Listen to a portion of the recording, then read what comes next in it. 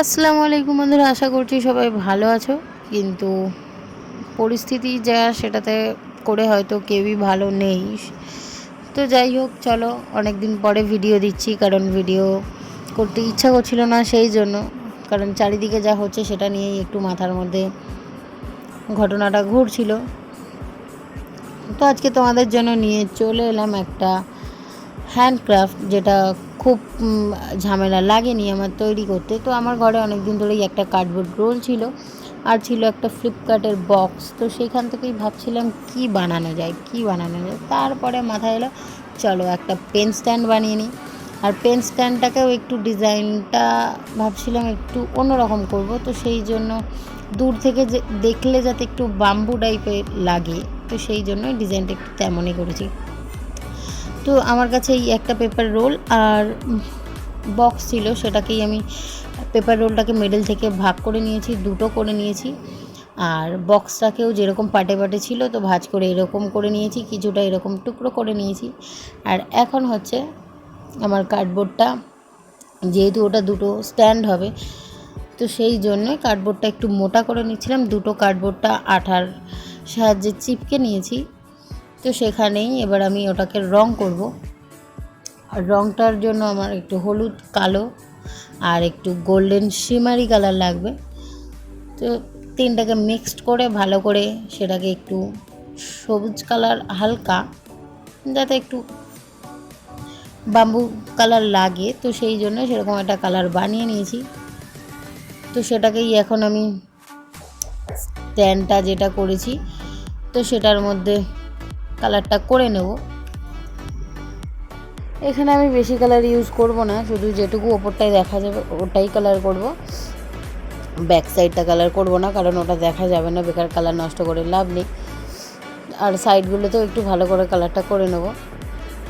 আর তারপরে কার্ডবোর্ডের রোলটা নিয়ে ওটা একটু আঠা লাগিয়ে ওই যে একটু ঢেউ খেলানো যে একটু ডিজাইন করা যে পেপার, ওটা যে বক্সটা থেকে কেটেছিলাম ওটা, তো সেটাই একটু ওপরে আর একটু ওই কার্ডবোর্ডের নিচে একটু লাগিয়ে দেবো। আর কিছু টুকরো করা ছিল, তো ওই টুকরো টুকরো কাগজগুলো এই মিডল পজিশনটা একটা ওপরে একটা নিচে করে ওখানে আটকে দেব। তো এরকম করেই সেম আরও একটা যে কার্ডবোর্ড রোলটা আছে ওটার মধ্যে আটকে দেবো, দিয়ে তারপরে রং করব।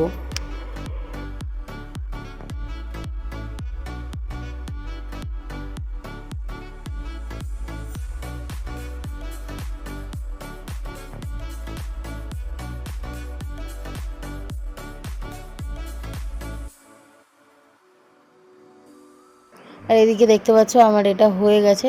তো আমি একটাতে রং করে নিচ্ছি, আর যেটা রাখা আছে দেখো ওইটা একটা খোপ খোপ মানে ডিজাইনটা, তো ওইভাবেই করব। আর দিদি ম্যাগি করেছিল তো নিচে দিয়ে দিয়েছে, আমি বলি এখানেই দিয়ে খেয়ে নেবো কাজ করতে করতেই।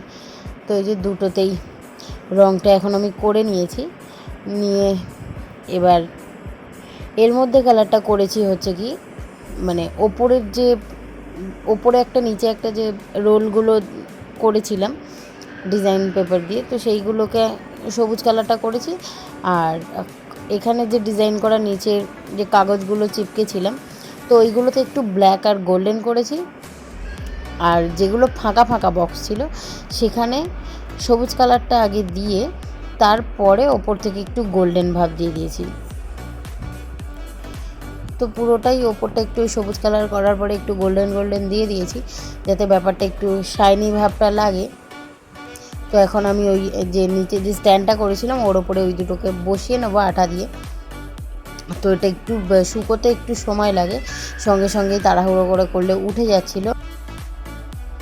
তো সেই জন্যই একটু ধীরে সুস্থে আঠাটা লাগিয়ে একটু সময় নিয়ে করো, না হলে ওটা খুলে যাবে। আমার প্রবলেমটা হয়েছে, সেই জন্যই তোমাদের সাথে বললাম, কারণ আমি ওটাকে সময় দিইনি আঠাটা শুকোতে, ওটাকে চাপ দিয়ে দিয়ে কাজ করছিলাম, সেই জন্য ওটা খুলে গেছিলো।